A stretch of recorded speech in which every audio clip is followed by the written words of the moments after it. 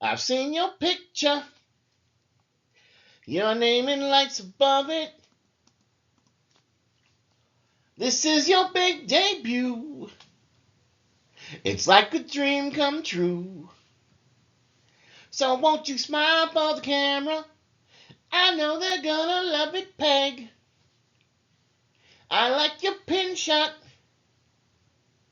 I keep it with your ladder. Done up in blueprint blue. It sure looks good on you. And when you smile for the camera, I know I love you better. Peg, it will come back to you. Peg, it will come back to you. Then the shutter falls. You see it all in 3D. It's your favorite foreign movie. Welcome, welcome, welcome to another exciting episode of The Unrelenting Alchemist. All spiritual, all the time. We're here to talk about letting it fall away. The sacred art of detachment throughout many spiritual traditions. In essence, boundaries. Let's talk the path of release. These are seasons in every spiritual life where the soul is called to release. It is a quiet but thunderous moment, a realization that holding on is the very thing causing you pain, stagnation, or delay. In a world where love is often conditional, where people turn away unless you conform, many awaken to the necessity of setting hardcore spiritual boundaries and walking out alone. This act is not abandonment, it is ascension. It is the sacred art of letting go, affirmed across countless spiritual traditions: Buddhism, Taoism, Zoroastrianism, Ifa, Santeria, the theology of the Akan and the Egyptians, Kabbalah, Hinduism, and indigenous wisdom around the world. Each offers insights into why some timelines must burn, rot, and fall away, and why not everyone can come on the journey with you. What about non-attachment in Buddhism as enlightenment? Well, the Four Noble Truths have revealed that suffering, dukkha, arises from craving and attachment. This includes attachment to relationships, identities, stories, and outcomes. The Dhammapada states, let go of the past, let go of the future, let go of the present, and cross over into the farther shore of existence. In this respect, Buddhist practice encourages metta, which is loving kindness but not clinging. Conditional love creates suffering because it expects reciprocity and permanence in a world of impermanence. More often than not, people are cheating you. They're getting more than they give. Sangha, spiritual community, is cherished.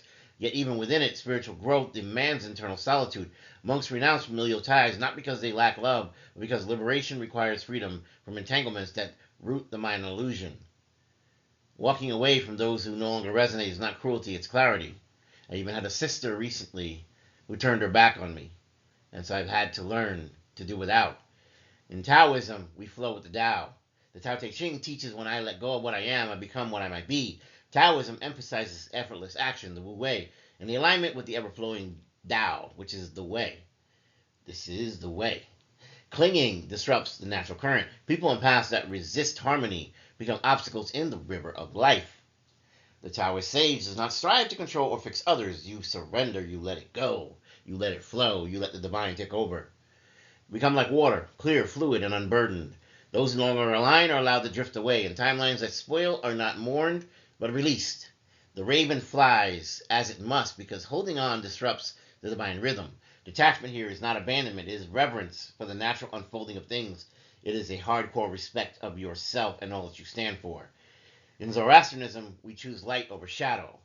Zoroastrianism is centered on the cosmic struggle between Asha, truth and order, and Druj, deceit and chaos. Each soul is given the agency to choose the path of light.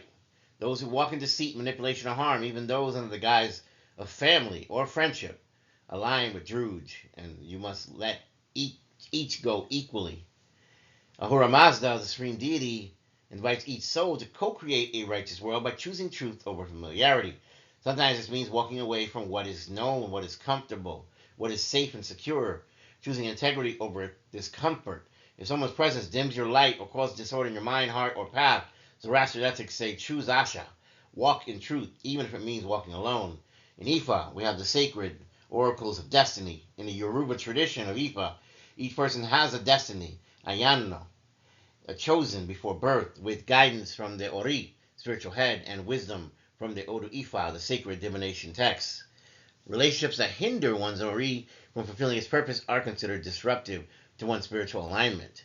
And this is where you must learn to let go. Family or friend or lover, let go. Or in Mila, the Orisha wisdom and divination teaches that not everyone is meant to accompany you on your journey. The Babalaos, the diviners, consult Ifa to identify negative spiritual contracts, betrayals, or enemies in disguise. Just as one honors Ogun for clearing paths, so too must one clear spiritual roads of people who no longer serve the soul's evolution. Detachment becomes sacred obedience to one's divine code. Santeria, alignment with the Orishas. In Santeria, the guidance of the Orishas, divine forces of nature, shapes how one navigates relationships. Elegua, the keeper of crossroads, teaches that every path has choices. Those who try to hinder your path are sent to the lower roads, the other roads. Oshun, Orisha of love and beauty, teaches self-worth. She will weep for betrayal, but then walk away with elegance. You do not have to put up with a thing. Spiritual practitioners know that the Ase, the divine life force, must be preserved. People who drain, manipulate, or abandon you, the parasites, they carry lo Ase. To stay connected with them is to risk spiritual sickness. The rite of letting go becomes a ritual act of cleansing, like bathing in the river with Oshun to restore one's sacred glow. And restore you shall, cleanse it all away. In Akan theology, ancestral oversight and Sankofa are important. Among the Akan people of Ghana, Sankofa is the principle of returning to retrieve what was lost, but only what was worth retrieving. The ancestors watch over the living and guide choices. If a person or relationship is no longer blessed by the ancestors, or if they bring shame, it is not only allowed, but it is required at that point that you walk away.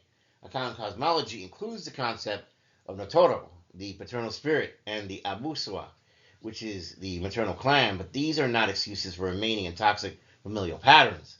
The deeper allegiance is to Nananom, Namsanfo, the ancestral spirits, and the Nyame, the supreme creator. If a bond disrupts your divine purpose or brings disgrace, the ancestors will remove it.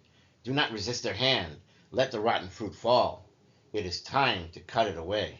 In Egyptian theology, we have the weighing of the heart, because in Egyptian belief, the soul Ba is weighed against the feather of Mayat, the principle of truth, balance, and justice. Before entering the afterlife, a heavy heart weighed down by grief, attachment, and bitterness cannot ascend. Spiritual evolution requires purification. Ties that bind the heart in resentment or conditional love make it too heavy to pass into the field of reeds.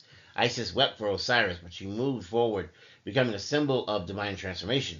The gods teach what dies must be mourned and released. The raven, sacred to Thoth, flies between worlds. Let it go. Let the weight be lifted. Surrender it to the divine. In Kabbalah, we have the Tree of Life and Zitzum. Kabbalah offers a mystical framework for understanding divine detachment. According to the doctrine of Zitzum, God contracted and withdrew to allow the universe the space it needs to exist. This divine act of stepping back birthed creation itself. Sometimes we too must contract to create new life. The Tree of Life teaches that every Sephirah, divine attributes, must balance giving with receiving. Love without boundaries leads to Chesed without Gevurah, compassion without discipline, which creates imbalance. Kabbalists warn that spiritual light can be dangerous when given to unworthy vessels. This is the concept of the Kelipat, the husks that steal energy but cannot nourish it. Release them, break free, move upwards towards Keter. In Hinduism, we have Dharma, karma, as well as detachment. The Bhagavad Gita reminds us that you have the right to perform your duty, but not the fruits thereof. Hinduism teaches Vairagya, the non-attachment. In Dharma, your duty is to the self, to the Atman, and the universal Brahman. To cling to people who no longer match your vibration is to create disruption, karmic entanglements, chaos. Arjuna's dilemma in the Gita mirrors our own. Do we go to battle even when loved ones are on the other side? Krishna instructs, yes, duty to the soul's evolution overrides emotional attachment. Walk away not in hate but in truth. Those who diminish your light delay your moksha, your liberation. You choose freedom. If you have to cut through them, you cut through them. Indigenous teachings also speak on the subject. Listening to the land and listening to the spirits is ultra important across indigenous traditions, from the Lakota to the Quechua to the Aborigines of Australia to the Arawaks of the Caribbean. There is a deep understanding of cycles. Nature teaches that not everything survives in the winter. Some trees must shed their leaves to survive. Some animals must leave the herd to find a new home. The teachers teach that relationships too must be reciprocal. If the circle is broken, then the circle is no more. The spirit becomes unbalanced. The sacred fire ceremonies include offerings for those who must be let go. Burn the names, burn the memories, burn the regrets. The spirits too walk away when dishonor is present, and so must you. The land whispers, it is time. Surrender it, let it go. In conclusion, your blessings are never delayed. All traditions converge on this one sacred truth. What no longer serves must be released. People who place conditions on their love were never rooted in soul alignment to begin with. Boundaries are not walls, they are sacred lines that preserve your energy and your calling. You do not need to wait. Your blessings are not meant for everyone. Some were only meant to walk part of the journey within you. They were here for a season. The rest must be released, gently or forcefully. But the next chapter is going to unfold. And the raven flies away not because it hates the tree, but because it is time to act in the full energy and to go to new adventures and new places. You let go of those spoiled timelines. You let go of those who would delay your destiny. Walk with those who see you, hear you, honor you. And when none remain, walk with spirit alone, because God will always be by your side. Your path is sacred. Your time is now. The Most High loves you, and the divine will always, always protect you as well as your ancestors. So, if you haven't checked out my new book, The Sophia Way, A Spiritual Guide, it's on Amazon. You can check it out. The link is in the comments. I would appreciate your support.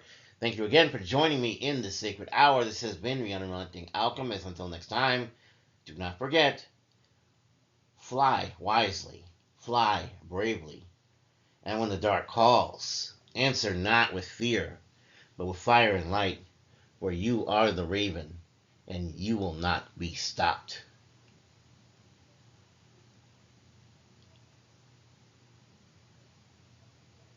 And if I don't see you, good morning, good afternoon, good evening, and good night. Please don't forget to like, share, and subscribe. I love you.